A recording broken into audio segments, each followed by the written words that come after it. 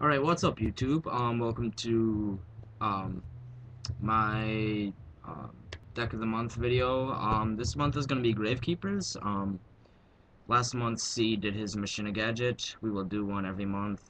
Um my other team members have been suggesting to do decks more than once a month, but a lot of our decks aren't very complete, so I think once a month is a little bit better, but you might be seeing some that aren't every once a month. But the main reason why I'm putting up this deck video is for people to help me out on what I should maybe add or take out, and to let some people that are trying to design their decks to, I don't know, maybe run it my way. Um, I'm just gonna quickly go through this, and then I'm gonna describe why I put some cards in and stuff like that. Yeah, so that's about it. 3 Descendant, 3 Spy. These are all the monsters, by the way. 3 Commandant or Commandant. I don't know. It's such a weird pronunciation. 3 Recruiter, 2 Assailant. So that's the whole Gravekeeper's list there. And then for the monster cards that aren't Gravekeepers that you run, 1 Cyber Dragon, 1 Malefic Stardust. This is a good card just because it's a 2500 beater, and in a tight situation, if all of your monsters are destroyed, just special summon this 2500 from your hand, and it also protects your Necro Valley from being destroyed by an MST because I have to destroy the Malefic Stardust first. And then a Malefic Cyber End, pretty much the same thing. 3 Necro Valley, obviously. 2 Royal Tribute, 2 Stele, 3 Upstart,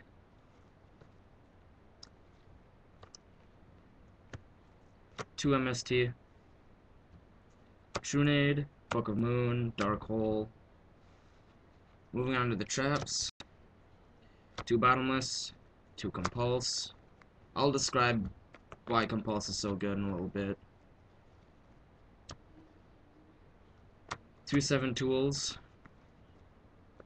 Mirror Force, Sakuretsu, Royal Tribute, and a Trap Dust Shoot. Right, so that is the deck list. Now I'm gonna sit here and describe why certain things are in here. The Gravekeeper monsters are pretty obvious. They don't need much describing, really. Um, but these cards, Cyber Dragon is pretty obvious. First turn, pretty much with the Royal Tribute, special summon him, Royal Tribute, uh, activate a Stele if you had any monsters in your hand, and then normal summon. So this is really good in that kind of a situation. And then Malefic Cyberend, 4,000 attack. That's a huge beater. And once again, like, let's say you just happen to get Dark Hold and everything in your field is pretty much wiped. Special summon this guy from your hand, 4,000 attack. He's the only one that can attack, but if he's the only guy you have on your side of the field, it really doesn't matter. And with 4,000 attack, he can pretty much take down anything. He's really good against Stardust, Scrap Dragon, anything that has a lot of attack that the Gravekeepers can't just normally attack through. And with 2,000 attack, anything that's over 2,000 attack, like Stardust, I don't know, anything that is synchroed out, like let's say that you couldn't stop the synchro, summon this guy and he can pretty much plow through it. And that's pretty much the same with the Malefic Stardust, except he protects your field spell, so I like him a little bit better. Um, except for the fact that he doesn't have 4,000 attack. I like doing him in a combo with Descendant. I just keep tributing my guys with Descendant, destroying his field, and then I just keep attacking with Malefic Stardust Dragon. And they can't destroy my Necro Valley to stop anything, so helpful. Guess I'll talk about the traps. Mirror Force is an obvious staple. Sakuretsu Armor is replacing a D Prison. I need another Sakuretsu. I'm supposed to be running 2. because normally you run 2D prison, but yeah, so Sakuretsu is replacing D prison. My deck is pretty much a poor man's version of like a Gravekeeper deck. So yeah, Sakuretsu armor. It can destroy a lot of things. It can destroy a lot of things like D prison already does, but D prison gets rid of Stardust and Sakuretsu doesn't. That's about the only downfall of the Sakuretsu. So yeah, you normally run 2 Sakuretsu. Royal Oppression is pretty obvious. Just keep negating special summon. You don't special summon much except for with my Malefics and my Cyber Dragon and with Spy, but you don't need to special summon, so Royal Oppression is helpful, especially when you're facing a 6-am or Flamevel, Sworn, or anything that special summons a lot.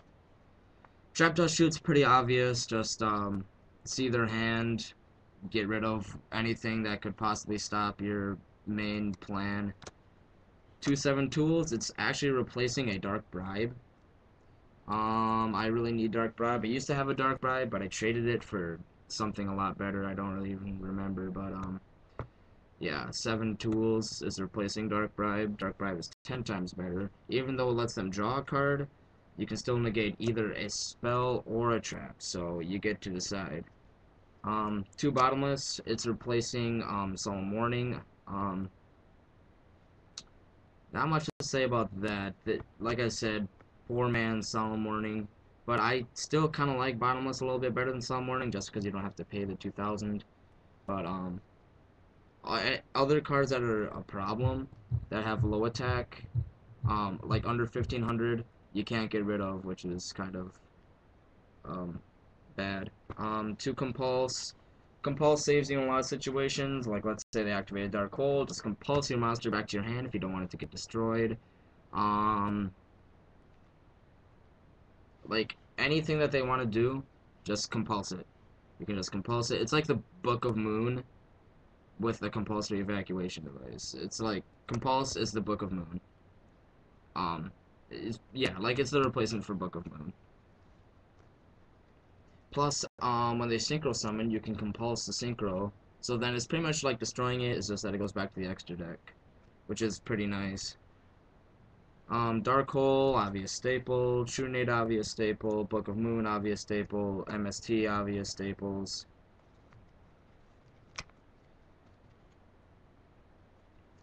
Three Upstart is actually replacing Pot of Duality.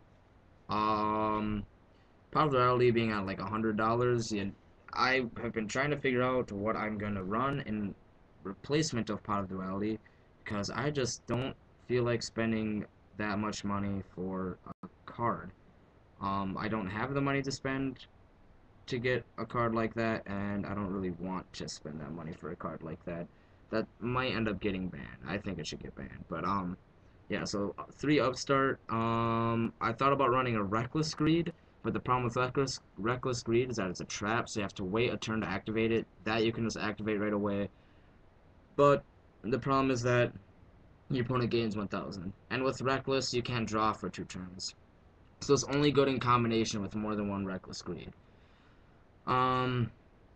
So it's kind of like chance when you use Reckless Greed. Like if you don't already have 2 Reckless Greed in your hand, then you're like, okay, so I'm gonna activate it, and if I don't have another Reckless Greed, then I gotta wait 2 turns to draw more cards. So yeah, Upstart, I like it over Reckless, and it's pretty much a replacement for Pot of Duality. Them gaining 1,000 is kind of bad, but I think you can kind of deal with it considering how you got a bunch of 2,000 beaters. It doesn't really affect much. It kind of does, but if you're already winning and you're really beating them, for them to really just turn it around, which is very possible, but for them to just turn it around is kind of hard to do if you're already dominating. So Upstart isn't that big of a problem if you're already on top. So yeah, definitely run 3 Upstart. You can replace it with Reckless if you don't feel like having them gain 1,000, or you can just flat out take it out because it only lets you draw one, and Pot of Duality is just so much better. But yeah, 3 Upstart to replace Pot of Duality.